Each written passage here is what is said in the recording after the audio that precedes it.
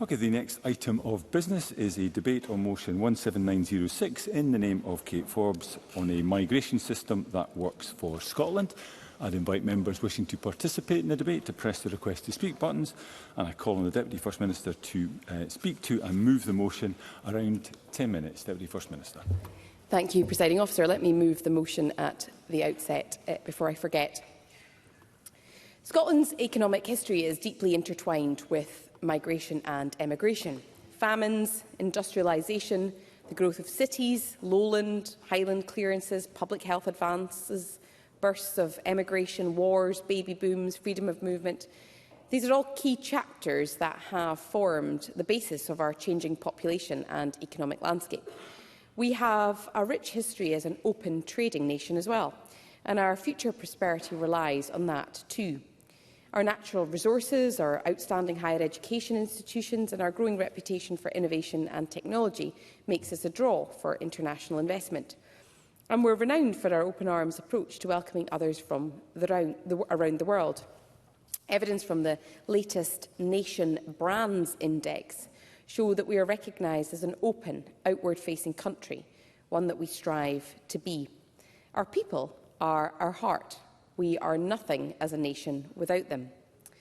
We're prioritising action that maximises our workforce and removes barriers to employment. The Programme for Government and the budget outline the £90 million investment that we're making to help more people into work through our No One Left Behind programme, and how by summer local authorities will offer enhanced specialist support for disabled job seekers, and the improvements being made to support workers and employers to access health services to help keep our workforce healthy. And through our investment in education, reform of the skills system and targeted action in key sectors, we're not only just increasing employment, but taking action to increase productivity and earnings too. Daniel Johnson. To the Deputy First Minister for giving way. And she's absolutely right to focus on these things about how we maximise people's participation in the workforce. Could she explain, has there been any analysis about why economic inactivity is higher in Scotland than the rest of the UK? Deputy First Minister. It's an excellent question, and obviously these figures are fluctuating quite considerably from month to month, and I'm tracking them very, very closely. In terms of the drivers of economic inactivity, there are a number of elements to that. Some are historic elements where particular demographics or particular communities have a significantly higher economic inactivity rate and have done for many, many years. So some of it is quite stubborn, as it were, and it's difficult to use that word in relation to human beings, but some of that is stubborn. Some of it is driven more recently by the experience of the pandemic. So that's another element that economists, but also those in Public Health Scotland are pointing to, where people lost or left the job market during COVID, they have been slower to return to the job market. The third is probably more similar across the UK, and it is to do with those that are in need of accessing healthcare support. So either it's mental health support that they need, or it's other forms of support. And I suppose my answer to Daniel Johnson is that the interventions required to help each of those cohorts are very different. So people often lump economic inactivity as one homogenous group, and they really aren't. And there's some fascinating work going on with Public Health Scotland, but also employers, about how we reach different cohorts. So for the cohort that needs healthcare intervention, in one sense, it's not on the employer to provide support. But where somebody is finding difficult to access the labour market because of changes that an employer can make, it's working with employers to make those changes. So that's the sort of the high-level answer, but I'd be more than happy to involve Daniel Johnson and Liz Smith, seeing as she's nodding at me, and anyone else with some of the work that we're doing with Public Health Scotland, because I find it a particularly fascinating piece of work because there's a lack of homogeneity in that cohort. So the actions I talked about are important, but they're not sufficient. And it's no secret that our country is facing significant population challenges. Migration is predicted to be the sole driver of population growth for decades to come. Right now, we need people to come here to live and work, to bolster our working age population. Our positive reputation helps, and we already see evidence of Scotland attracting people from all nationalities. In the year to mid-2023, net migration into Scotland was higher than any other year in the past decade. Of the 61,581 people who moved here that year, the majority were of working age, and probably therefore taxpayers too. This is a great thing for Scotland. Migration to the economy is like adding rich compost to the soil. Just as that brings nutrients to plants, migration introduces fresh talent, skills and innovation and boosts productivity in our sectors. When this is abundant, businesses expand, new jobs are created, economic growth happens. Without that, though, plants struggle to survive and thrive. Our economy, like many others, depends on migration to sustain our public services, fills gaps in the workforce and drives our long-term prosperity. The food processing sector, for example, has calculated that nearly 45% of their workforce comes from overseas. That's 27% from the EU and 17% more international. Most come to Scotland through a skilled worker visa. The sector has a strong retention record and is an important employer in many of our rural communities. These communities especially are facing challenges from population change. Areas where traditionally people built their lives, businesses and connections are now struggling as families and workers move away to follow opportunities, leaving local services and businesses struggling and local economies weaker for it. Yes. Smith. I don't need to remind the Cabinet Secretary of just how important the rural depopulation issue is within all of this. And that's not just a matter in terms of migration policy, it's a collective policy issue that comes down from a whole lot of areas to try to encourage more people to actually stay in their local communities. Would you agree with that? Deputy First Minister. I absolutely agree. And if you look at the National Records of Scotland forecasts, amongst others, they forecast double-digit reductions in population, particularly across coastal and island communities. And that obviously masks the fact that you obviously have an ageing population too, so that focus on the working age population.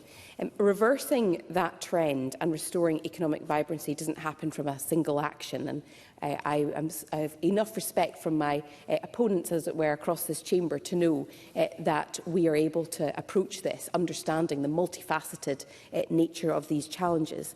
But it is the package of action that we are taking that will ease the strain. There is, of course, a requirement to support housing in rural island areas, delivering on key infrastructure projects to improve transport links, and key, and this is what I wanted to talk about today, calling for tailored regional migration routes, like a rural visa pilot. One thing that's very interesting about a rural visa pilot is that in the development of it, it enjoyed support from a number of different industries and sectors, and indeed, I think at the time, across the chamber as well. We are obviously quite concerned that the discourse around migration seems to be solely focused on reducing numbers rather than on focusing on the needs of our economy and our diverse communities. And that's what a rural visa would do, working very closely with employers to identify need.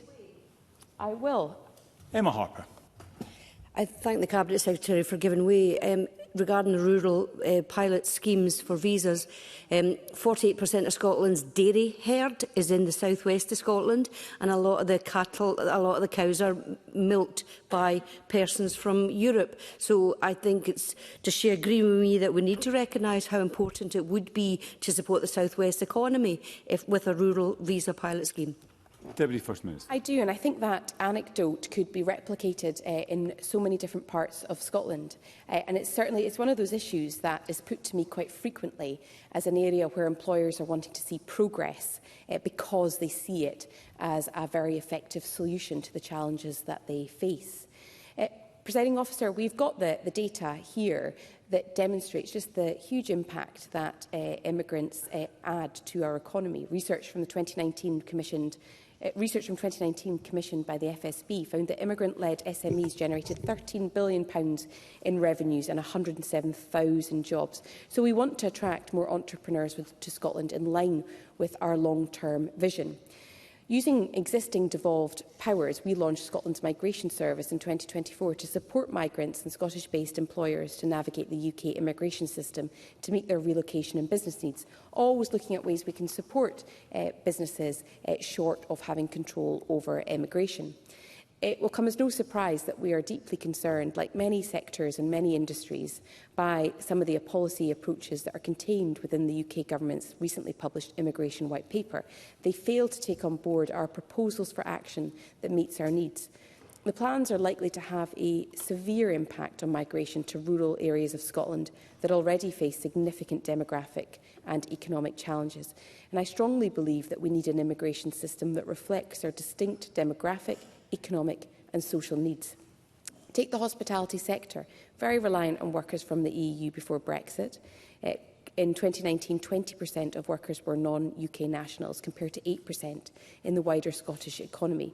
But in spite of concerted efforts to retain workers, there are still some 30,000 fewer people working in the sector today than pre-Brexit. And so there is a case to be made for tailored migration routes for Scotland. Scotland proposed a Scottish graduate visa, which would allow international graduates from Scottish universities to stay in Scotland for 2 years to gain work experience before transitioning to a skilled worker visa. Presiding officer, when I was first elected, I was often struck by the fact that there was cross-party support for the post-graduate visa from both the Conservatives and Labour, a tailored, nuanced approach that enjoyed cross-party support. And that's what we want to see again. UK ministers could choose to support us on this. We previously had the Fresh Talent Working in Scotland scheme between 2005 and 2008. I'm very happy to say that was a Labour Party initiative. The point being, I think we can still speak with one voice here on the importance of migration to Scotland and of working collaboratively to have a tailored approach for Scotland. And so, Presiding Officer, as I do now come to a conclusion, migration enriches our society. It makes a net contribution to our economy, our public services and our public finances. It's the fertiliser that helps us to thrive, innovate and grow in the face of these demographic challenges. We can't wish them away. There are some things that we can do within devolved powers, but what we can't do is expand the workforce completely without control over that. And so I invite members from across the chamber to join us in making this call today. Thank you. Thank you, Deputy First Minister. And I call Liz Smith, around 7 minutes. Ms Smith. Thank you. Can I move the amendment in my name? But can I also greatly welcome the tone from the Deputy First Minister?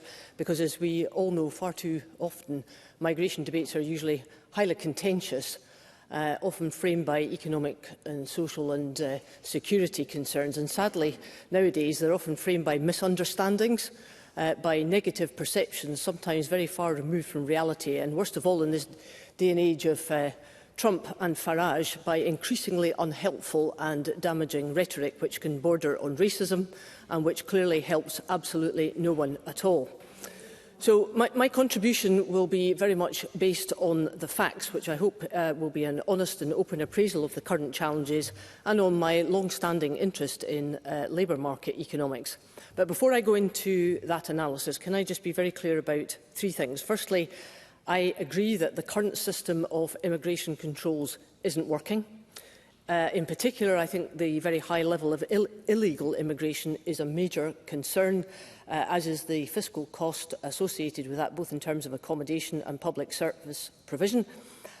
While I oppose quite strongly a system of Scottish immigration because of, I think, the inherent complications within that, I will come to another aspect of this in just a minute. But let me come to the hard facts. Scotland has a very significant demographic challenge, an ageing population, as the Deputy First Minister said, declining birth rate and worryingly high rates of economic inactivity. Again, yes, of course. Alex Cole-Hamilton.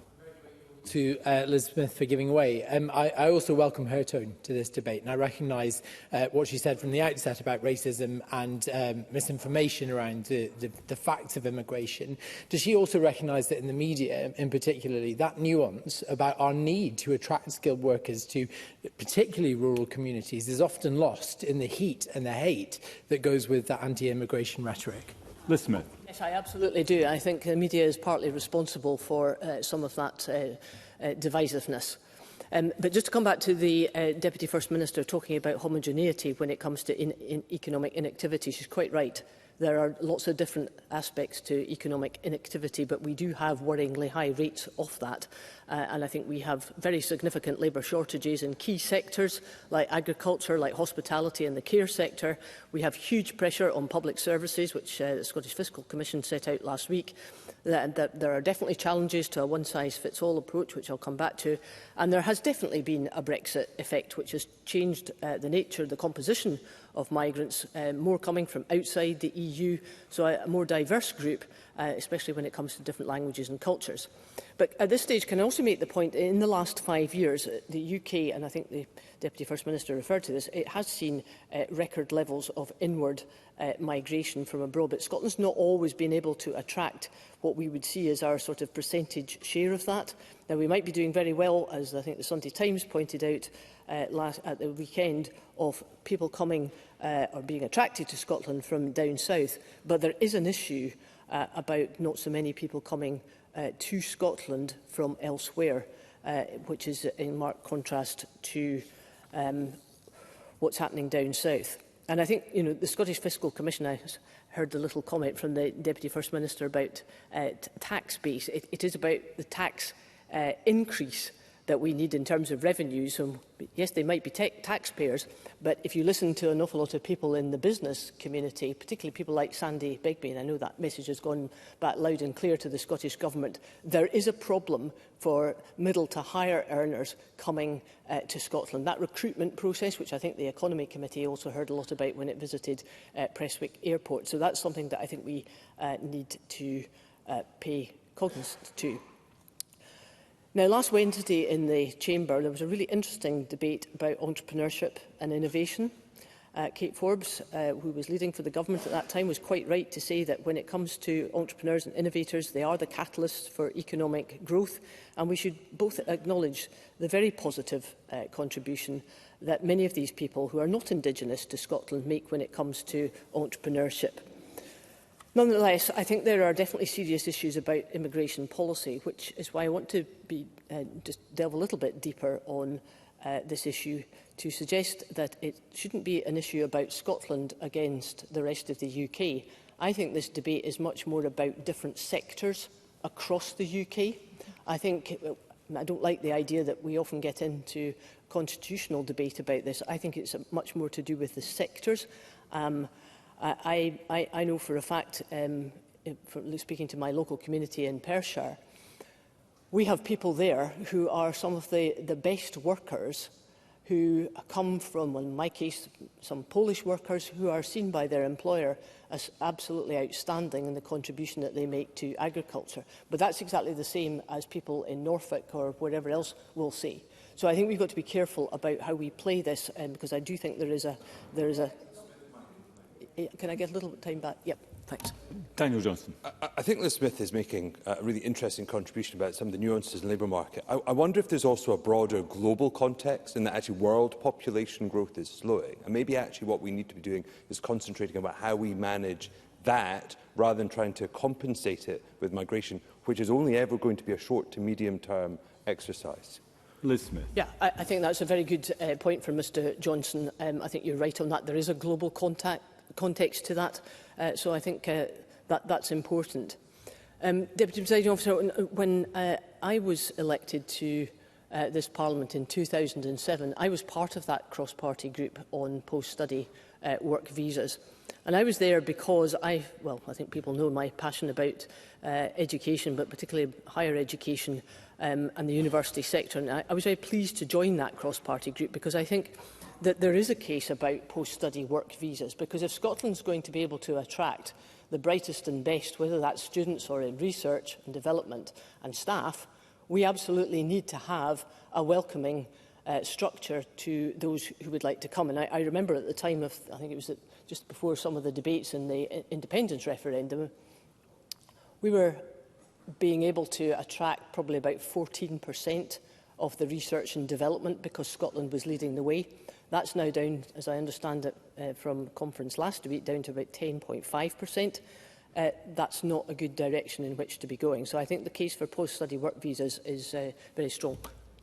Deputy First Minister. Two thoughts. The first being Liz Smith talked about this being a UK-wide issue. I suppose whilst I actually agree with that point that it's maybe a sectoral issue rather than a uniquely Scottish issue, I suppose we always come to the point, well, if the UK government's not going to make a different approach, then we're talking about why it needs to be different for Scotland. But the second point around illegal migration versus legal migration, we strongly feel that because the routes for legal migration are reducing, whether that's based on salary levels or otherwise, it's not resolving it. And there's lots of countries around the world that have a very relaxed approach to legal migration and therefore see very low levels of illegal migration. Liz Smith. A very fair point to make, and I think there's a broader picture here about how well we can navigate not just a global situation, but the UK. I mean, I've got some sympathy for the amendments that the Labour Party have put down, but I do have some worries about the White Paper, just as I did about my own party's ongoing discussions about migration. I'm not convinced we've got the right balance there between able to welcome those who want to come to this country and those who are obviously here through illegal means. So I think there's a big discussion to be had about that. I just finished my remarks. I think the immigration system has to reward contribution and social integration, and any deportation system that we come up of illegal immigrants it has to work, and as yet we're not there. Thank you, Ms Smith. And I call Michael Mara to speak to move Amendment 17906.2. Around 5 minutes. Thank you, Presiding Officer, and move the amendment in my name. So Scotland, as we've already heard, has long been and remains a welcoming country to people who want to settle here, to join our community, to enjoy this beautiful country and to contribute to our shared life. My own family arrived as migrants to this country in the 19th century, arriving from a country ravaged by famine, and they worked in the jute mills of Dundee, made a life, a home and a community. And that's my family story. I know it's echoed in many MSPs' own family stories. It's a story of people who have contributed massively to our nation's story and the communities that we live in today. And Scottish Labour celebrates the many ways in which our country has been so enriched by those who have made Scotland their home. And in making the migration system sustainable and able to command the confidence and support of the public, we must also recognise that any immigration system has to be safe, legal and well managed. It's absolutely essential. 11 months ago, the UK Labour government inherited a chaotic, broken system from the last government that did not work for anyone. And fixing that system will take time, without any doubt. It is right that the UK government is taking those steps necessary to ensure that immigration is safe, it's fair, and also crucially that it meets the needs of our economy. Because it's meeting those needs of the economy that's actually part of the basis of making sure that it enjoys public support, which is absolutely crucial. Please. Jeremy Balfour. I'm grateful for the member for taking the mention. One of my concerns with the White Paper from his colleagues in London is that it doesn't recognise some sectors like the caring sector, where there is a massive shortage because of the income that these individuals earn. And is there a danger that we are going to cut off people coming who give valuable care to the disabled and older people in Scotland? Michael Mara, give the time back.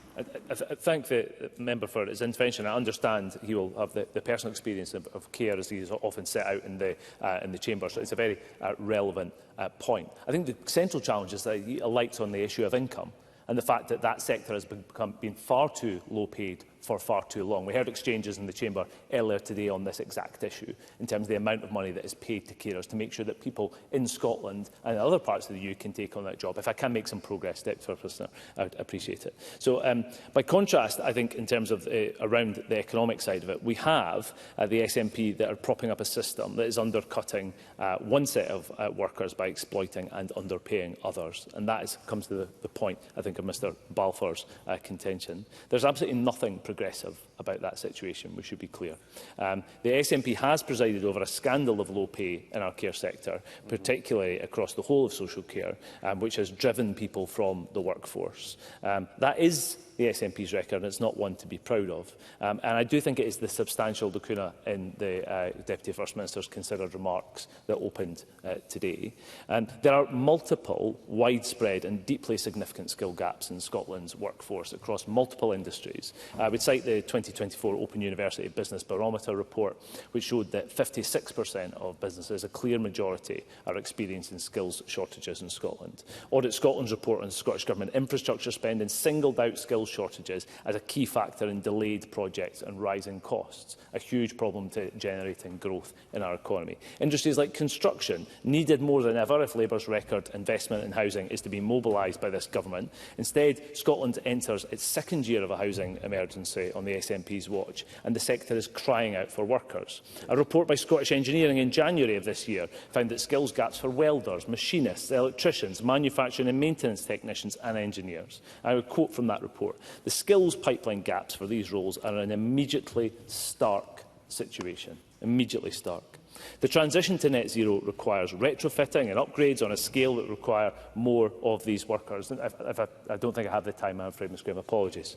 But this government has not even managed to train enough workers to meet the current demand. Instead, they preside over the decimation of college budgets, are damned by independent report after brutal public assessment for their lack of leadership and a skills system that is directionalist, fractured and misfiring. It's at the core of this issue. None of those assessments are addressed. Legislation is limping by in this Parliament, watered down and rudderless in the case of the Education Bill forthcoming in the coming weeks. This, frankly, is an SNP government that's running down the clock with weak leadership and no ideas. That's not my assessment, it's those of SNP members and even MSPs. So as set out by Liz Smith, the SNP might also ask themselves, with net migration to the UK at record levels, why are people choosing not to come to Scotland? So from 2020 to 23, Scotland only received 5.7% of net international migration to the UK. That's well below a population share, but it's also a trend that's moving in the wrong direction over time. 5 years ago, we exceeded our population share of net migration in the UK, and it's going in the wrong direction. So could it be that the SNP government might want to ask about their failure to grow the economy, seeing Scots paying higher taxes but losing over £1 billion as set out by the Scottish Fiscal Commission as a result of the government's incompetence? Could it be the government's failure to provide enough homes, record homelessness and thousands of children in temporary accommodation? Could it be the failure to invest in Scotland's infrastructure? No infrastructure plan, nothing set out for years at a time, delayed time again with no plans to invest for the future. It makes it very difficult for people to live in rural areas. So the SNP has a lot of tools at its disposal, an awful lot of tools, which could make Scotland a much more attractive place to be, to live, to work and study. Instead, they're not choosing to use them. They limp along, trailing other parts of the UK and looking for the next grievance. The public knows we need to get a grip of our immigration system. I believe the UK Labour government is getting on with the job, and I do believe the SNP should get on with theirs. Thank you. Before calling the next speaker, just to advise the Chamber, we've got a little bit of time in hand. So if members are taking interventions, they will certainly get the time back. I call next Maggie Chapman, around 4 minutes. Ms Chapman. Thank you, Presiding Officer. I am pleased to contribute to this debate this afternoon, not only to support this motion, but to speak to a principle that must guide us in everything we do, that every person who chooses to make Scotland their home brings with them value, dignity, and the potential to contribute meaningfully to our shared future. I also want to use my time to challenge the toxic narratives that continue to define UK immigration policy. We must be absolutely clear. Immigration is a societal good, not a problem to be managed. We should celebrate it. Indeed, Scotland's communities, culture, economies and public services are strengthened every day by people who've come here from across the globe. They bring with them skills, ideas, cultures, care, resilience. They are nurses, teachers, farmers, carers, artists. They are our friends and neighbours. They enrich our society in every possible way. They are part of us. They are us. And yet we are asked again and again to accept the cruel and divisive narratives pushed by Westminster, narratives that cast human beings as threats, that speak of illegal migrants as if legality ever equated to morality, that promote a so-called hostile environment, words designed not to just exclude, but to dehumanize.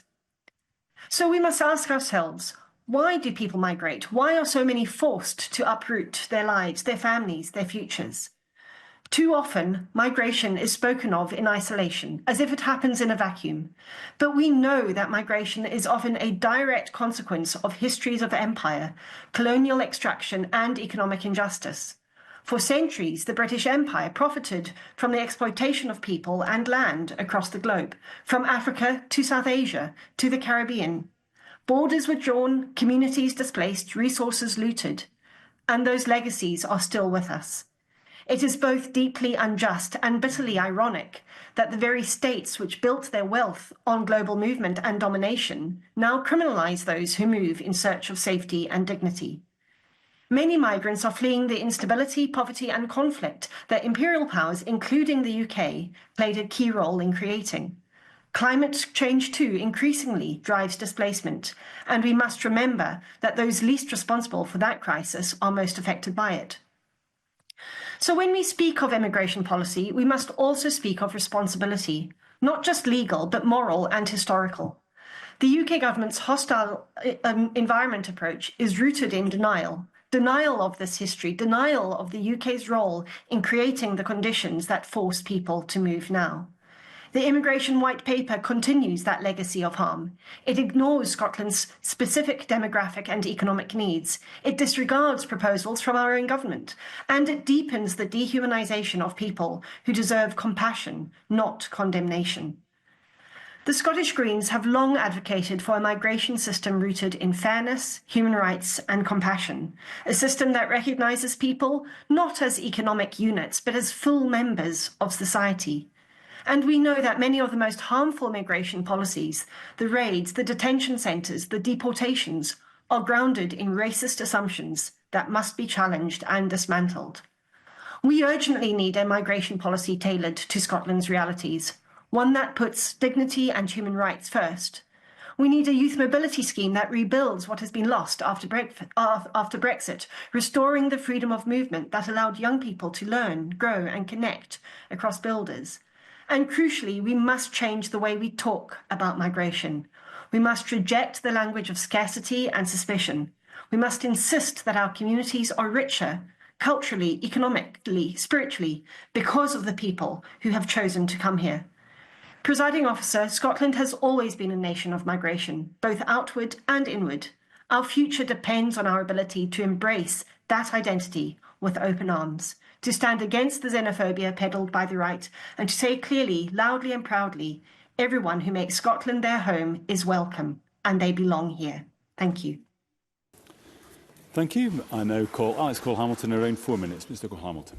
Thank you, Presiding Officer. I am grateful for the opportunity to speak in today's debate, as I too am grateful for the tone that has been fostered by all sides of the Chamber thus far. My remarks, Presiding Officer, begin in large part where Michael Mara's began, that I too am a product of immigration. My mother came here in the 1960s to undertake an English degree and never left. Perhaps that's not an advert for immigration in some sides of the Chamber, but I am proud of it nonetheless. And I think it's important, Presiding Officer, that all of us, whether we're in this Parliament or in Westminster, have a responsibility to speak up clearly and confidently in defence of the many benefits that immigration brings to our society. And too often, our political discourse shrinks from that responsibility, retreating in the face of rising hostility and negative press, and instead of standing firm in front of what we know to be true. Immigration is a fundamental part of Scotland's story. It has shaped who we are, and it continues to shape who we will become.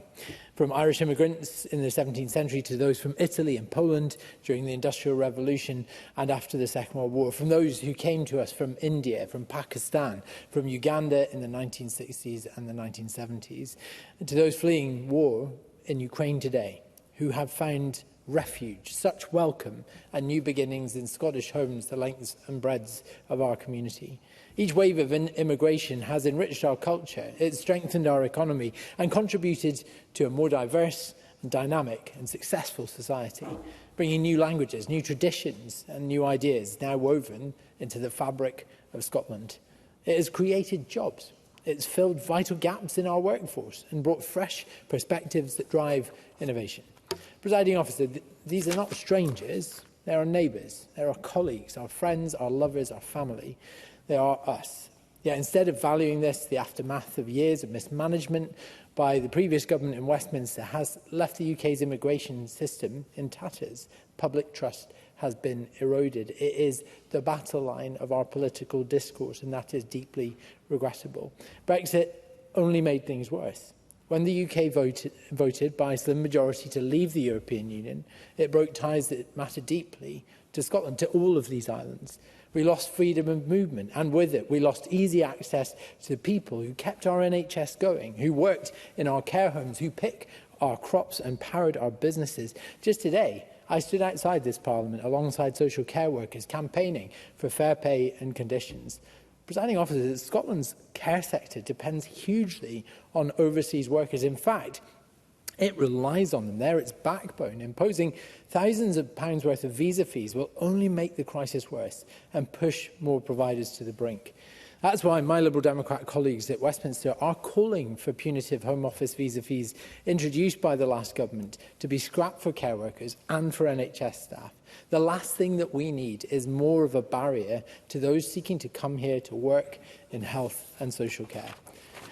Presiding officer, we need a flexible migration system that meets the specific needs of each part of the United Kingdom and works closely within devolved administrations. That's the best way to ensuring Scotland's economy is bolstered with the workforce that it needs.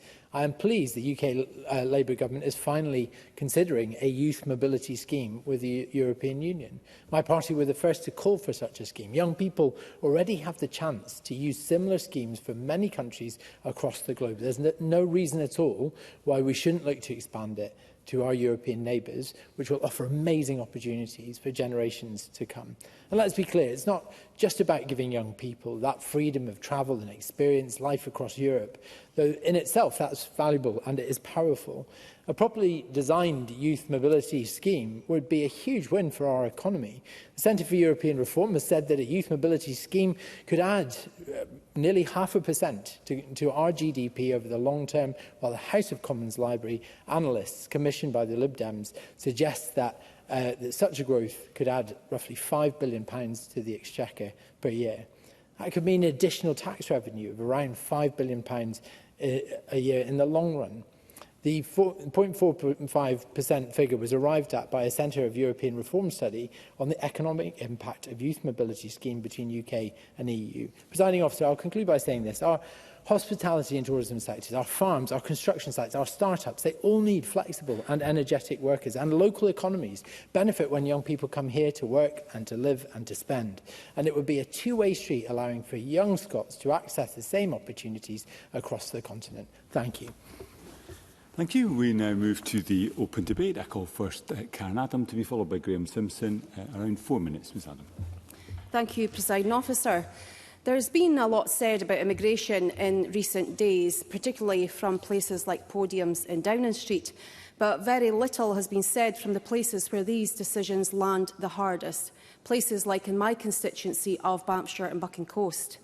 There, immigration isn't just an abstract debate, it's a practical necessity. It's about having enough workers to staff our care homes, to keep seafood processing lines running, and to support our public services and local economy.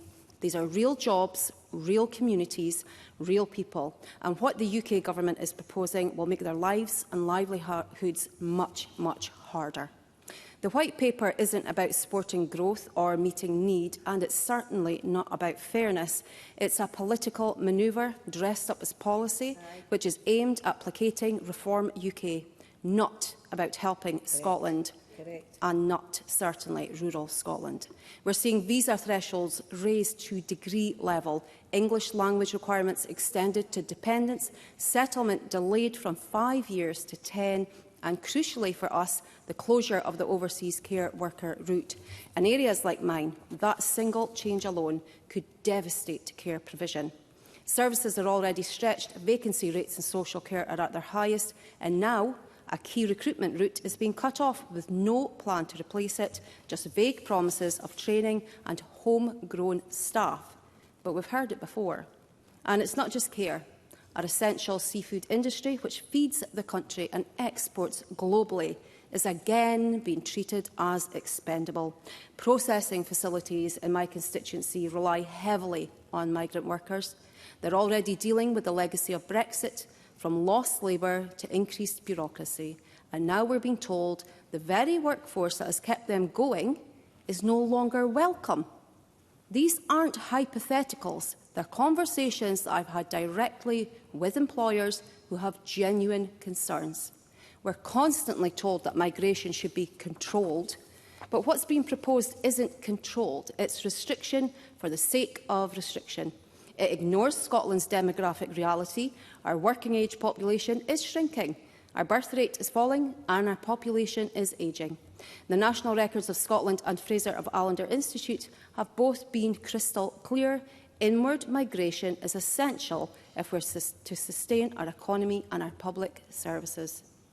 The argument that we need to motivate more people into work falls flat when evidence shows, especially in my constituency, that the working-age population numbers are simply just not all there. What we need is a migration system that reflects Scotland's needs, not Westminster's polling priorities and our culture war which sows division.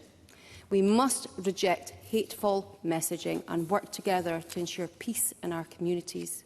And that's why I support the SNP Scottish Government's motion today, because it doesn't just reject the damage of this white paper, it recognises the positive, vital contribution that migrants already make to our communities, our services and our economy. The contribution deserves recognising, not scapegoating. And I want to underline the need for urgent and meaningful engagement between the UK and Scottish governments. We cannot afford to be sidelined. If these rules go ahead without adaptation, it will be Scotland's businesses, care providers and families who pay the price. In closing, Presiding Officer, I plead that we must look to the future, and that includes our young people, many of whom want the freedom to work, study and travel across Europe. A new youth mobility scheme must be broad, inclusive and actually shaped by the young people themselves. They have lost so much to Brexit and it's time to give them something back. Presiding Officer, Scotland's needs are distinct and our values are even clearer. And our voice in this debate does not lie down to UK populism, but it stands up for Scotland. Thank you. Thank you. And I call Graham Simpson to be followed by Christine Graham. Around 4 minutes. Mr Simpson. Thank you very much, Presiding Officer. I think this has been a really good debate so far, and people have generally made some really good points. I think the government is quite right in its motion to talk about the benefits of migration, and Kate Forbes made that point very strongly. Liz Smith is also right in her amendment to deal with the difference between managed legal migration and illegal immigration, which is not just an issue on these shores. And I detected, I might be wrong, but I detected some consensus between Liz Smith and Kate Forbes. And perhaps Kate Forbes might consider voting for Liz Smith's amendment on that basis, seeing as we're all being so friendly. I think, if I can be honest about this, some of the objection to immigration over the years is rooted in racism, but some of it isn't. Attitudes in my life have changed for the better. There was a lot of racism about when I was at primary school in the Greater Manchester area in the early 1970s, and some of it directed at my friends. Things have improved a bit, but by not nearly enough. In my early days in journalism, in the early 1980s, I took up the case of one of the Vietnamese boat people. Some of you won't be old enough to know what I'm talking about. That was a chap called Mr. Yip. He'd settled in Daventry, where I was working then, and he was fighting to stay in the UK.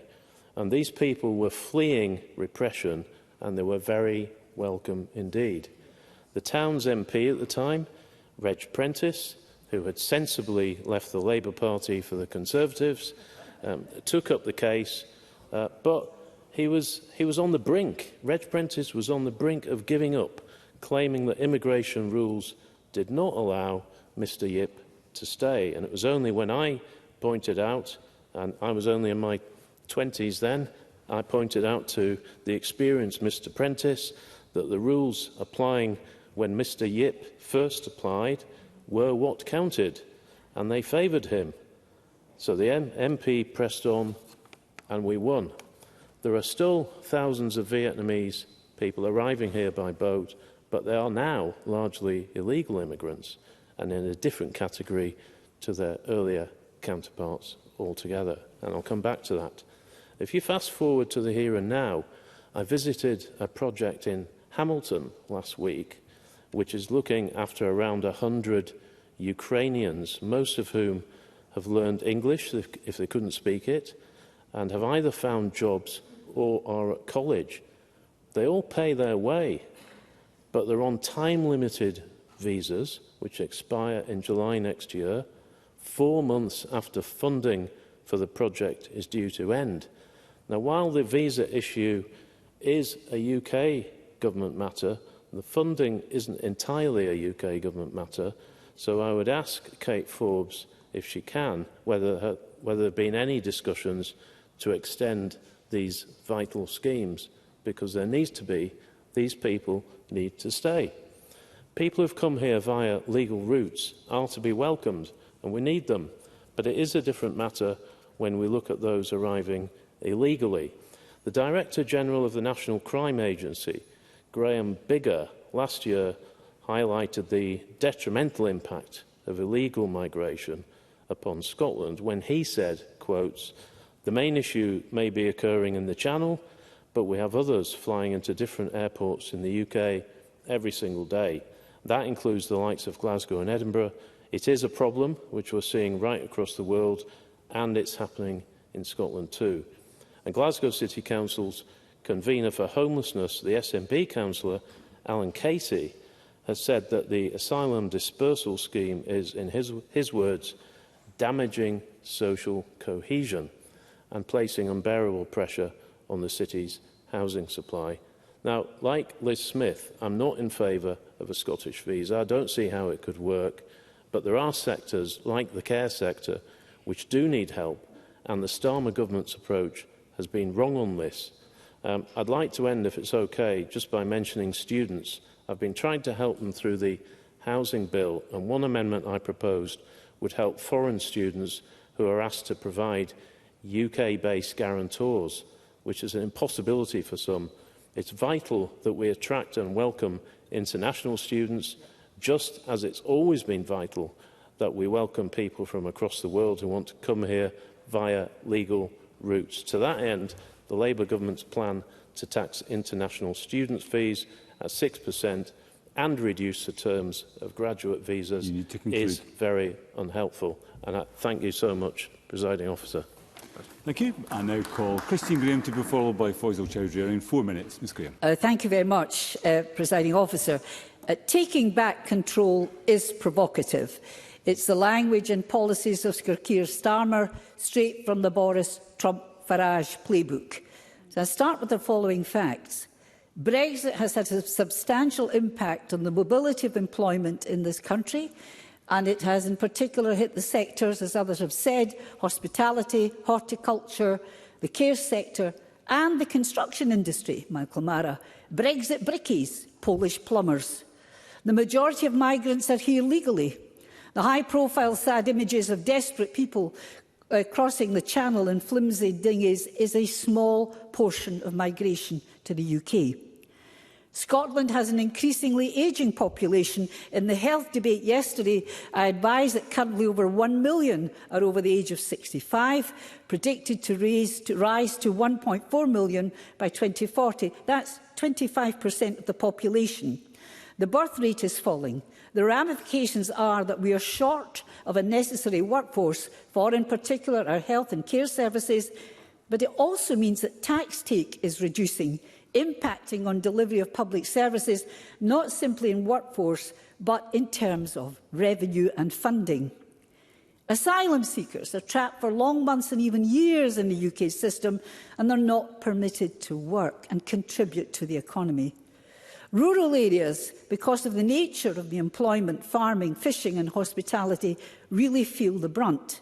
It's abundantly clear that Scotland, unlike the overheated and pressurised south of England, and I do have sympathy for the pressures on public services there, Scotland needs a tailored migration system. The Scottish Government put forward the Rural Visa Pilot Scheme for Scottish remote and rural areas, led here jointly by the Cabinet Secretaries for Rural Affairs and the Cabinet Secretary for Health. It sets out a practical and robust approach to delivering a pilot scheme between the UK Government, Scottish Government, local authorities, employers and communities. Participating employers, in collaboration with Scottish Government and UK Government organisations, would also have responsibility for ensuring that terms and conditions of the scheme continue to be met. After 4 years, restrictions would lift and migrants would be free to work anywhere in the UK outside of their community pilot area, which is what they would be. Indeed, in 2019, UK Migration Advisory Committee, giving evidence to a committee in this Parliament, accepted that, and I quote, "Current migration system is not very effective in dealing with the particular problems with remote communities experience." So what has happened to the Rural Visa Pilot Scheme? It's been blocked. It's been binned by Sir Keir Starmer because he's desperate to keep tight reins on devolution, keep and know your place. And he's trying to keep reform at bay. That's some message for him. He should remember that Labour had only 33% of the vote at the last election on under a 60% turnout. He hardly speaks for the UK, let alone for Scotland. Yeah. An island of strangers, perhaps for Keir Starmer, but not in Scotland and not in our name. Thank you. Thank you. And I call Faisal Chowdhury to be followed by Colette Stevenson. Around 4 minutes. Mr Chowdhury. Thank you, Presiding Officer. I want to begin by making clear that migrants and migration have had a positive impact on Scotland. In my life and career, I have known many people who decided to build their lives in this country and now call it home. I have met and worked with organisations like Edinburgh and Lothian Regional Equality Council. I would like to draw attention on my register of interest as I chair that organisation. Also NKS and Milan here in Edinburgh, who supports new Scots and integrate and partake in their communities. My family is a migrant family. We moved to the United Kingdom when I was very young. People who settle here, work in our NHS, our universities and run businesses. Anyone who tries to claim those with international heritage do not contribute or do not prioritise Scotland should be rejected. They do not represent my experience, and I know they do not represent the views of Scots. With all this in mind, it is important that our immigration system works both for Scotland and migrants. The previous Conservative government took an approach that worked for neither. The health and care worker visa was a blunt instrument that put people at risk of exploitation and abuse, with a harrowing report of workers being placed into death bondage and others paying thousands to work at non-existent care homes. The UK government's anti-slavery commissioner said they caused avoidable harm and severe exploitation. Migration should never be about the right to exploit vulnerable people. We need a sustainable system which prevents this happening. I will welcome the progress being made on a youth experience scheme as part of the reset with the European Union, as well as the return to Erasmus+. We know how important Erasmus+ is in promoting cultural exchange. Our youth experience scheme would add to that while providing our economy with greater flexibility. I hope the UK government will also ensure working class and underrepresented groups can access these schemes, so their benefit is shared across society. Lastly, it should be said migration is not a sticking plaster solution. It alone will not resolve many of the challenges we face. It will not end the housing emergency, fix our broken planning system, or stop raising violent crime. Presiding Officer, migration will be necessary for our future in many areas, but it is a tool. We must use it correctly, not using it as a replacement for a skill strategy or contributing to exploitation, but for the growing our economy and attracting highly talented people. Thank you. Thank you. I now call Colette Stevenson to be followed by Ros McCall. Around 4 minutes. Ms Stevenson. Thank you, Presiding Officer. Scotland does need a migration system that works for us, not one imposed by a Westminster government that, frankly, doesn't care about Scotland's needs. And with our ageing population, migration is crucial to strengthen our public services and economy. Presiding Officer, in recent years, many people have come to the UK as refugees and asylum seekers. And whether that's people fleeing oppressive regimes, interpreters who supported UK armed forces in Afghanistan, or Ukrainians escaping brutal Russian attacks, it is right that the UK offers refuge to vulnerable people. However, the UK government's use of hotels for refugees and asylum seekers is not appropriate. Sadly, due to failed Westminster policies, many grassroots organisations across the country have taken responsibility to support refugees and asylum seekers. In East Kilbride, EK Integration Network welcomes, supports and connects new migrants. They use education, sports and campaigning to improve quality of life, well-being and integration into the local community. Their work supporting asylum seekers in East Kilbride has been really important, and I'm looking forward to attending their Footy and Food community celebration this Saturday at K Park. Just one of the many events they have put on to boost integration and help people settle in. It's a failure of the UK system that asylum seekers cannot work, despite many of them wanting to contribute to this country. So this brings me to a key area of the immigration system, ensuring businesses and our public services can recruit the workers that they need. And since Brexit, our social care providers in particular have really been struggling with recruitment. I've visited care homes in East Kilbride and heard about the challenges they face, a lack of labour available in Scotland, EU nationals have left or are not interested in moving to the UK, and Westminster barriers to recruitment from the rest of the world. Some care homes sponsor applicants, and quite an expensive task, right enough, to ensure that they can hire new staff to give residents the care that they sorely need. The UK Labour government recently published its immigration white paper. I hope they will improve the immigration system to support the social care sector. Presiding Officer, Scotland's universities are world-renowned and attract some of the brightest students from around the globe. However, with the previous Tory government's damaging immigration rhetoric, many international graduates left after completing their courses here. This is a huge loss for Scotland, and some of the brightest minds educated here, forming relationships here, having a great ability to contribute to the social and economic life of Scotland, forced to leave by a hostile Westminster government. I support the Scottish Government's call for a Scottish graduate visa programme, and I hope the UK Labour Government will reflect on the failures of the last UK Government. They must support the Scottish Government's proposals to keep talented graduates in Scotland. Indeed, the Smith Commission, supported by all the main political parties, recommended exploring such a scheme.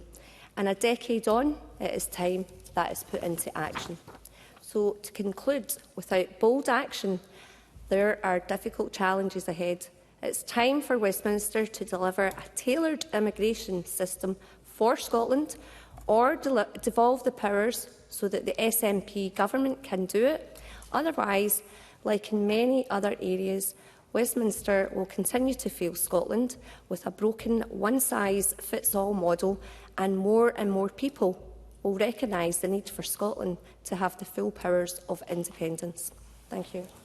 Thank you. I now call Rose McCall to be followed by Eleanor Whittam, around 4 minutes. Thank you, Deputy Presiding Officer. In opening, I would like to continue my contribution in a factual and honest manner, which has already been presented by not only my fellow Scottish Conservatives, but by many in the Chamber today, including the Deputy First Minister. I think it's essential when you're trying to find the solution to a problem, you first need to understand what the root of the problem is. So to adequately answer the question, how can we produce a migration system that works for Scotland, we have to know why we're in the position we find ourselves in. Now, there's been some very well-made points in the debate so far, including an ageing population, changing in migration patterns from outside the EU, and labour shortages in very specific areas, including illegal immigration. And I would like to expand on one point, which is population decline. And although this is an issue not entirely to Scotland alone, we're in a far worse position than any other country in the UK. The Office for National Statistics predicts that the population in the UK as a whole is projected to grow by 6.9% in the next 9%, in the next 20 years, but Scotland's growth is just 0.2%. Currently, Scotland's fertility rate sits at just 1.31 children per woman, and that's the lowest in the UK, well below the replacement rate of 2.1 needed to halt Scotland's population decline. And as already been mentioned, we have an issue in rural Scotland where the outlook is even more worrying, with a predicted 12% population decline.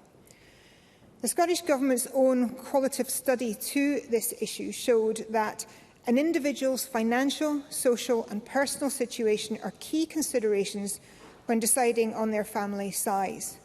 Additionally, people are delaying parenthood in favour of an established career, especially for women. Appropriate housing, workable and affordable childcare, job and financial security, they all play a part. Equally, the fact that more Scots are delaying parenthood into their mid-30s and early 40s is a reason why families are becoming smaller. Quite simply, Scotland's population and workforce is affected by all the issues directly within this government's remit. The housing emergency, economic inactivity, income taxation, inadequate childcare, I could go on. And if the societal pressures make Scotland a less attractive place to live, then we're going to be forever battling the reduction of our population. And that is why a migration policy needs to be UK-based in its solution. The fact is, Scotland receives around 6% of migrants into the UK. That's lower than the 8.4% population share and lower than the UK average. We have open borders in the UK, but people are not coming north. And we have to understand the root of the problem before we can fix it. We need to encourage people to live in Scotland, but why would they if the disadvantages outweigh the benefits?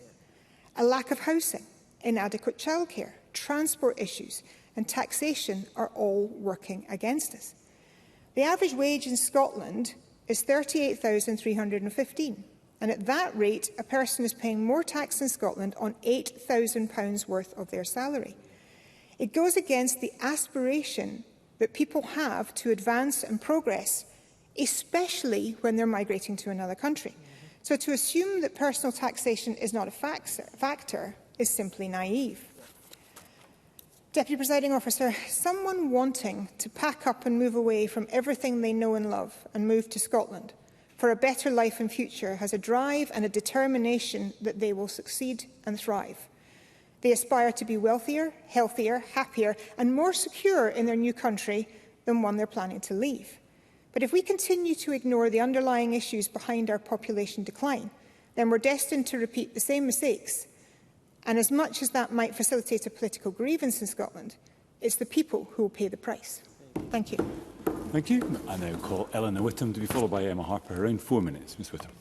Thank you, Deputy Presiding Officer. As someone whose life's journey took them across the Atlantic as an economic migrant to Canada, a place that has long shown how migration can be shaped by the hands of local communities, not just central governments, it was important for me to speak today to offer a tried and tested alternative to the status quo that is hampering Scotland's vitality and the viability of many of our communities and industries. Growing up first in Ontario and then in Quebec, I witnessed firsthand how developing a distinct migration model designed by and for the people of the province could be both compassionate and practical. Quebec's unique tailored immigration system doesn't just fill labour market gaps, it strengthens communities, nurtures diversity and reflects the province's unique identities and values.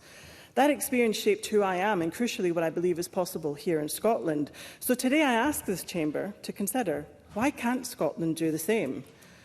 Deputy Presiding Officer, migration is not simply about numbers, it's about people. It's about the care worker in Garvan, the engineer at the Prestwick Aerospace Cluster, the Gaelic teacher in the Hebrides, and the family rebuilding their lives in a new land with open hearts. And I remember feeling all too well as a wee 6-year-old in a place that welcomed me with open arms. And they really welcomed my dad as well as an engineer. He filled the skills gap in Canada at the time. Skills gaps are not just unique to Scotland. Under the current UK-wide system, Scotland is bound to a one-size-fits-all approach that doesn't fit our distinct economic, social and demographic needs. We know our population is ageing. We've heard that today. We know that rural communities are struggling to retain people. And for all the reasons that all of us have outlined that go beyond just this migration reason, we know there's a huge amount of things that we need to sort. But we also know that our economy relies on talent, often international talent, in sectors like agriculture, health and social care and hospitalities. So let us look to Canada, not just as an idea, but as a proven model. The Canadian federal system is built on a constitutional framework that recognises and respects the autonomy of provinces, allowing them significant powers over areas like education, healthcare, like here, but also, crucially, immigration. Quebec has its own autonomous system, with unique visas reflecting its distinct society status, and the other provinces and territories can enter into agreements with the federal government to run their own provincial nominee programmes, enabling them to tailor migration policies to local economic and demographic needs. Provinces can nominate migrants based on specific criteria, languages, skills, community ties, and ensure that migration works for them. And they can actually include creating incentives to entice people to areas where they need them, for all of the reasons that we've just heard. And this process is iterative. It's continually evolving and being tailored. And this is what happens when there's trust. In contrast, the UK's highly centralised system denies Scotland similar powers, even though immigration deeply affects devolved areas like health, social care and education. And despite repeated calls from the Scottish Government and widespread evidence of differing demographic needs, Westminster has continually refused to devolve immigration powers. And this refusal undermines Scotland's ability to address its unique challenges and opportunities, creating a glaring inconsistency when compared with the more flexible and collaborative arrangements in countries like Canada. That flexibility fosters trust, it brings more accountability, and crucially, it brings people into communities that want to welcome them, not because of quotas, but because of shared purpose. Imagine a Scottish rural visa shaped by local councils and the voices of farmers, crofters, teachers and local businesses. Imagine a system that prioritises those who will contribute to Scotland's society and economy whilst recognising their humanity and their dignity. We're not asking for something radical today in the government's motion. We're asking for something reasonable. This isn't just about policy, it's about fairness.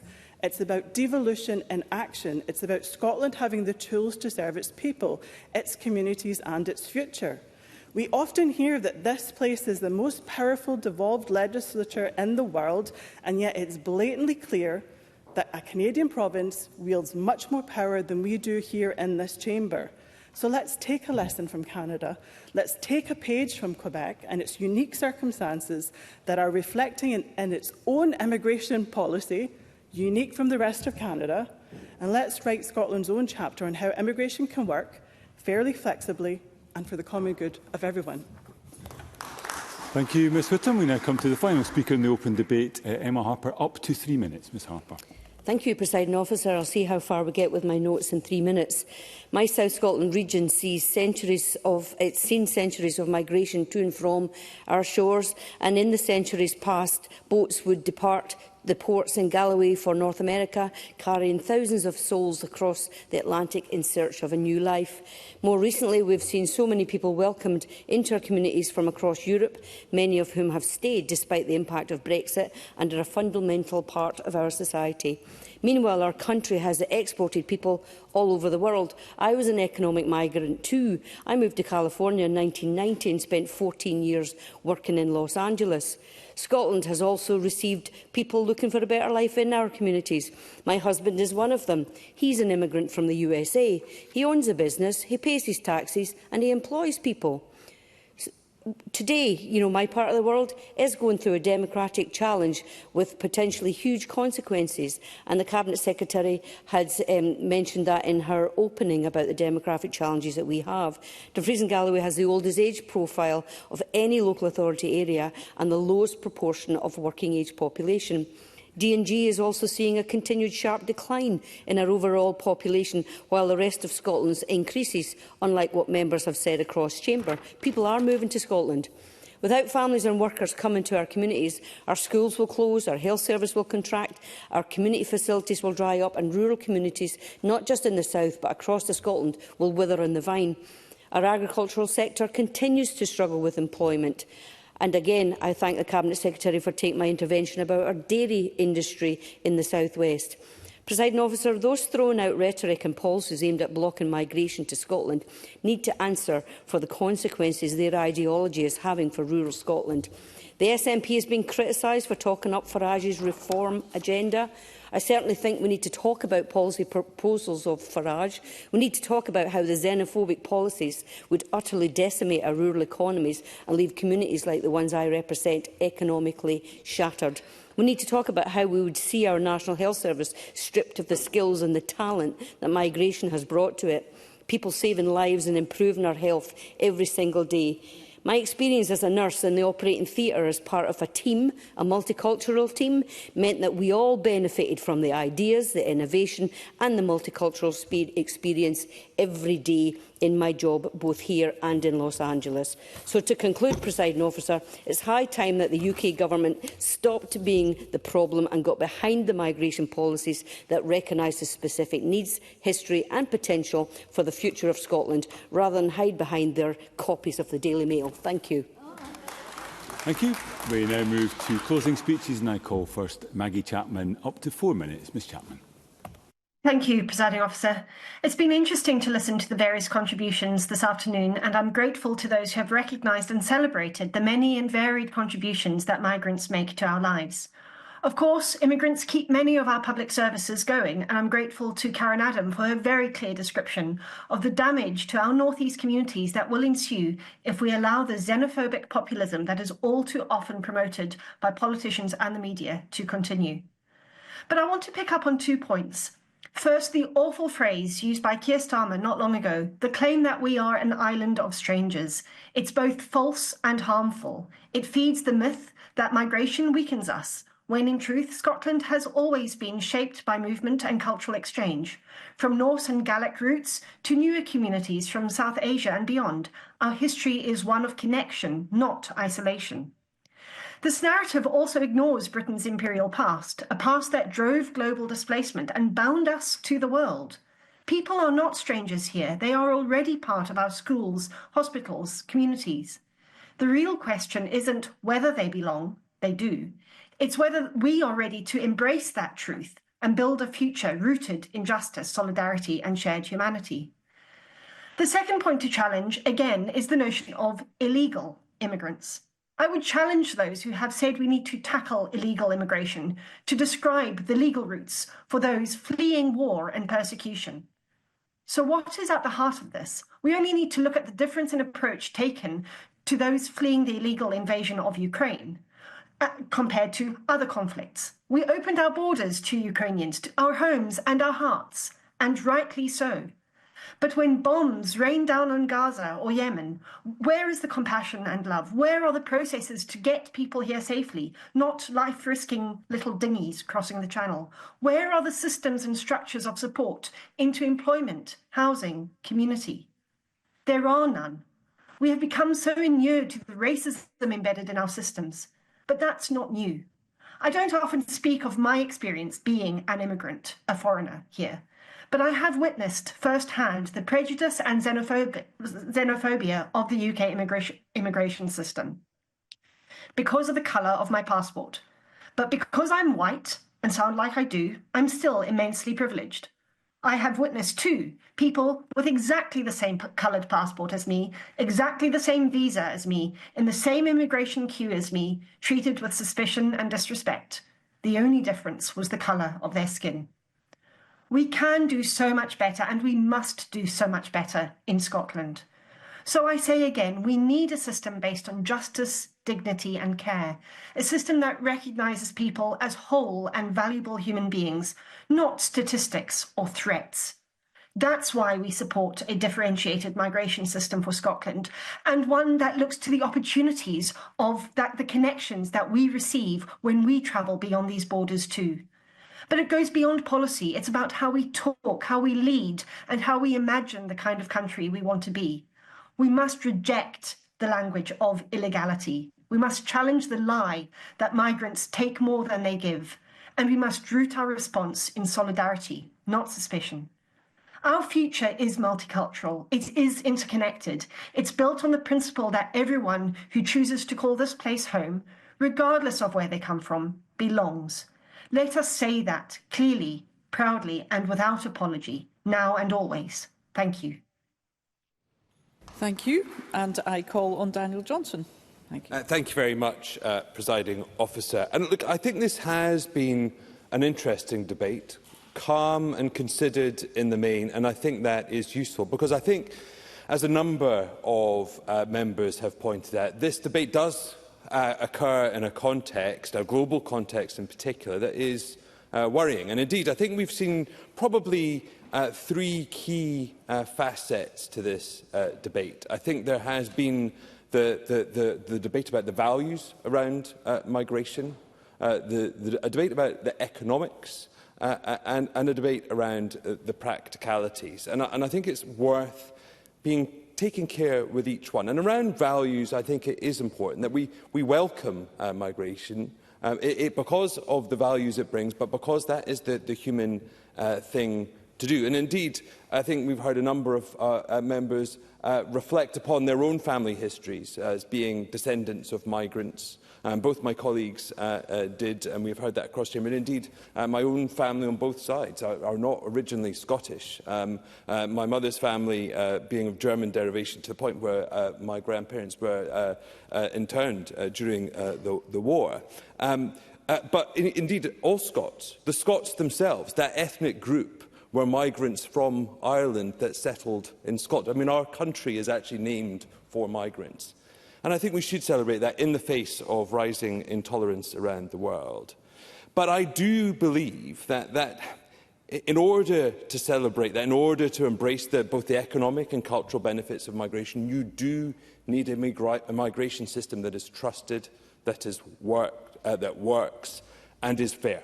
And I actually think Graham Simpson made an excellent contribution in that regard. I think he juxtaposed the point about needing to confront racism, but needing fairness in the system very well. And that, to my mind, is something that I am going to carefully tread through. But because I think one of the things that we do need to do, and as Ros McCall pointed out, is look at the facts. The reality is that in mid-2023, net inward migration into the UK reached over 900,000, and in Scotland it reached over 60,000. And that actually represents the highest level ever of inward migration, both to the UK and to Scotland. You know, it is not correct to say that Scotland isn't receiving inward migration. It is. But it is also absolutely accurate to say that Scotland has actually seen a reducing proportion of that inward migration. Now, I don't pretend to understand all the reasons for that, but having a share of inward migration fall from 14.5% in 2020 to around 6% in 2023, we need to ask ourselves a question of what is going on. Further to that, I think there has been some conflation going on in the debate. And I think we need to take care about what it is we claim to value. One of the areas that has almost become synonymous with migration is the care sector. And I understand the shortages that occur, and that is of deep concern. But if we value social care workers so greatly, why is it that at £12.60, the rate for social care workers, that is just 39 pence above the legal and statutory minimum wage. I'm very happy to give way to Jeremy Balfour. Jeremy Balfour. I'm grateful for the member taking the mention and also for his colleagues. Are you then arguing everybody in the care sector should be on £32,000 because that is the figure that you are setting down at Westminster to be able to come in? So either you have to increase wages dramatically or you have to reduce that figure. You can't have both. Daniel Johnson. I understand the point, but I think even he would accept that is a false binary choice. You could, because it's not just about it is not the case that the only possible source of people to carry out those roles are people who currently live elsewhere. That it is possible to attract people if you pay them a correct amount. And indeed, we have been arguing. I will give way to the Deputy First Minister in a moment, because I see you're getting to a few. We have been arguing for years that we need to increase the rate, that we need to actually value and train and equip social care workers adequately if we wish to attract them, because it's not just pay. The terms and conditions of social care workers is a scandal in this country. I'm very happy to give way to the Deputy First Minister. Deputy First Minister. I think the point that Jeremy Balfour highlights is that the current approach in the White Paper essentially equates high pay with skills. The point being that you can have incredible skills that are not permitted to come to this country on account purely of not reaching that level of pay. So the care makes that point, the care sector makes the point better than any other sector because there's skills there that are incredibly valuable, but they don't meet the threshold for pay. So even if it was increased, the point is that it's the Immigration White Paper that equates skill with pay, and I think we should take a different approach. It's a sectoral approach and a skills-based approach, not a pay-based approach. Daniel Johnson. If the work is valuable, we should pay a commensurate rate of pay. No, but it is. You're saying these are the Deputy First Minister is saying these are valuable skills, but they're not going to be highly paid. And I would actually think at the heart of this debate, we have a broad range of occupations in our society, in our economy, that have for too long relied on holding low levels of pay. And other economies have taken a different set of choices.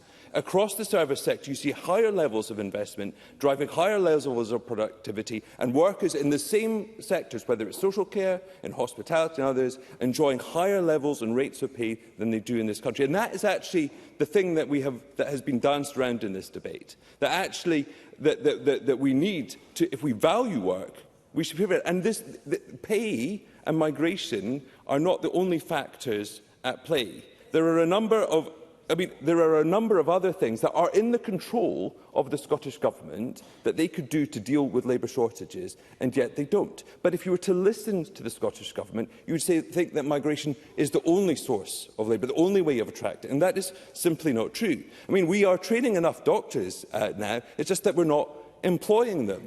And furthermore, if we want to look at why we are finding labour shortages in rural areas, we're not building enough Mr. houses. Johnson, if you might conclude. Housing starts and completions are falling to levels that we last saw immediately after the financial crash. So, absolutely, I welcome the debate this afternoon. And indeed, I think it's been useful to have some of these economic arguments fleshed out, but it needs to be done in the round and in context. And with that, I will close. Thank you, Presiding Officer. Thank you. And I call on Jeremy Balfour. Thank you, Presiding Officer. I want to begin by recognising, as many people have today, that immigration is a sensitive topic and that we owe it to our constituents to refrain from reckless generalisations. And actually, there has been a fair amount of consensus across the whole of the Chamber. Instead, can I suggest we ground our arguments, as Liz Smith and others have done, in facts, reflecting the world as it is, not as we would idealise it to be or feel it might be. In that spirit, I want to associate myself with other colleagues and others when they acknowledge that illegal immigration should not be accepted or worse, encouraged. Can I say I fundamentally disagree with Maggie Chapman? Illegal immigration has harmful effects across all portfolios of government, but especially social security, which is already a breaking point in Scotland. It is clear that it needs to be addressed swiftly and effectively, and we have to also admit that the previous government did not get it all right. I would happy to give way to, I think Christine Graham was first. My apologies. Christine Graham.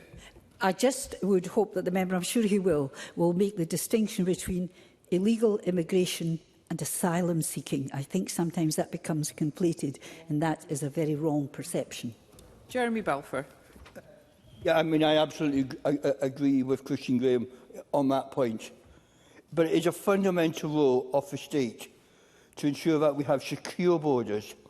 And so I am supportive of efforts to curb the number of people illegally entering the United Kingdom. Alex Cole-Hamilton. Okay.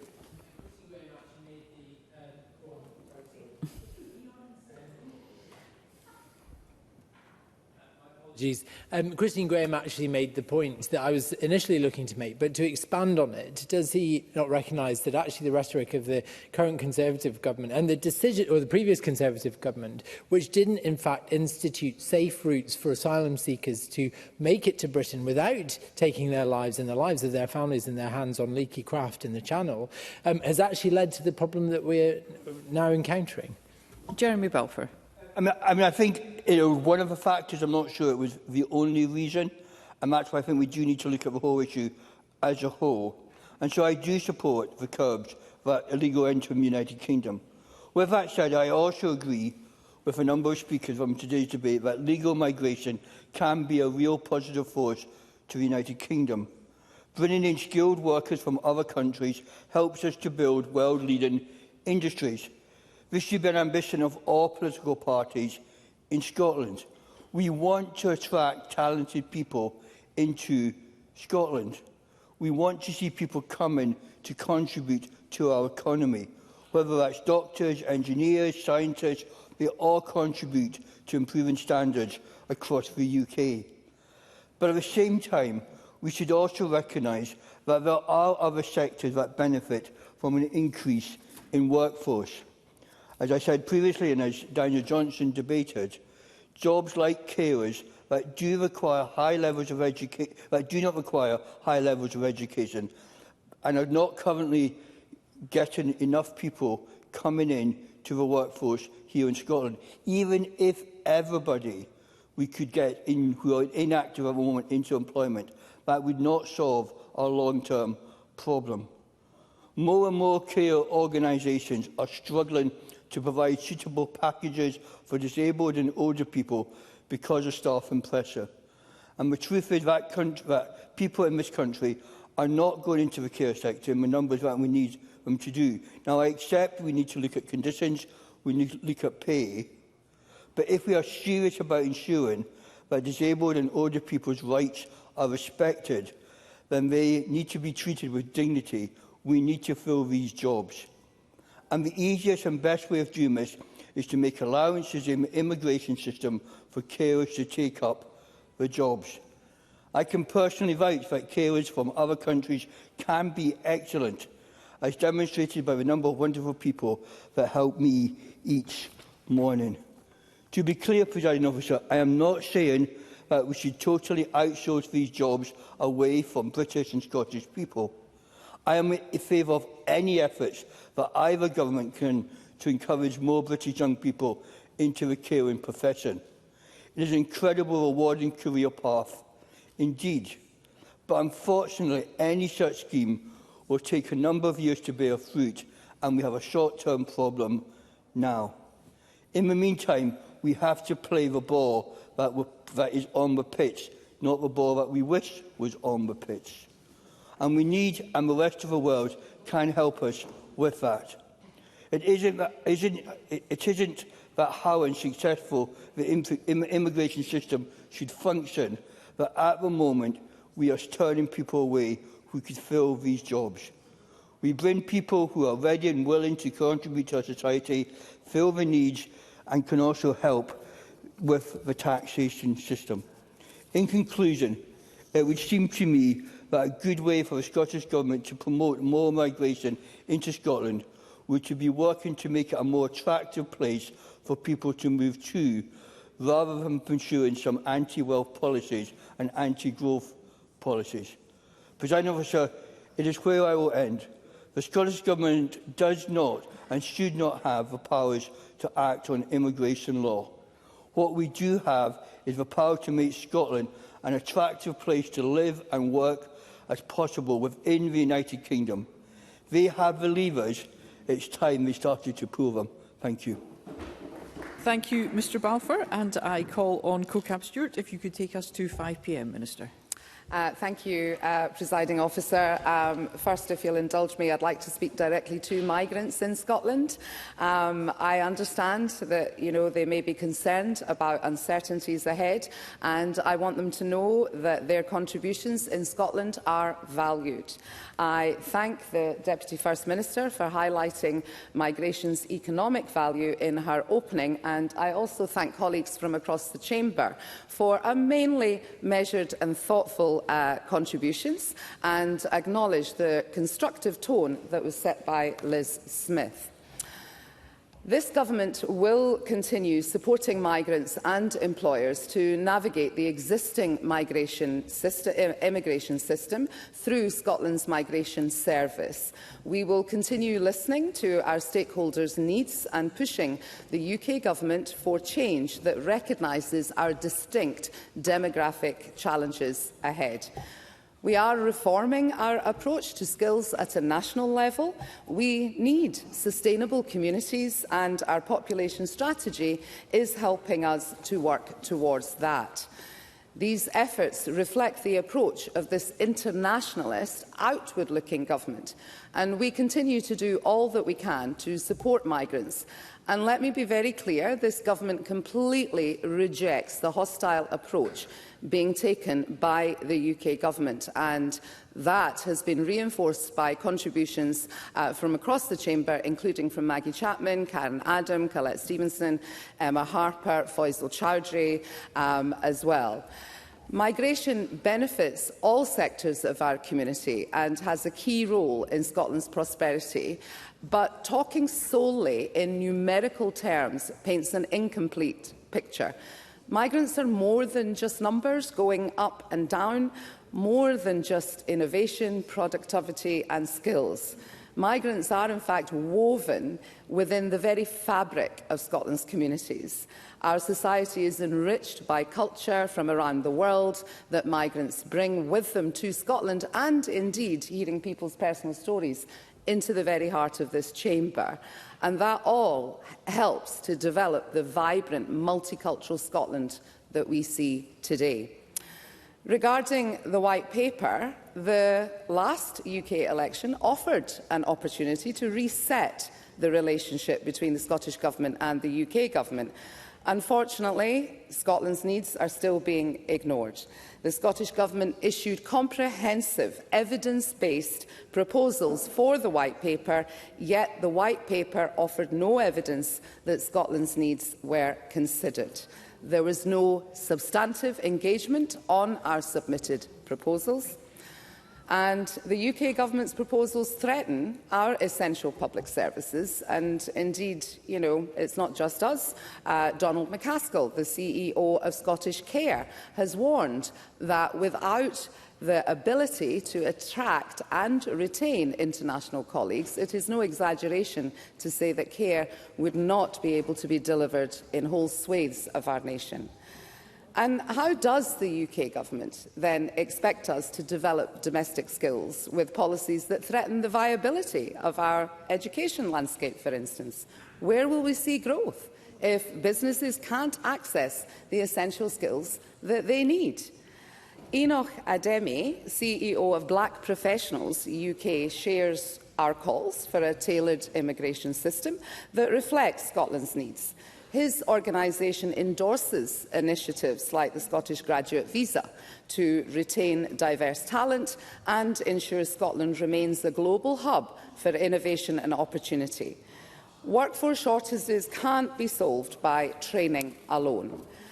The Migration Advisory Committee has cautioned that increasing domestic skills does not guarantee reducing migration, as migrant and domestic workers are not perfect substitutes. And the White Paper regards social care as low-skilled.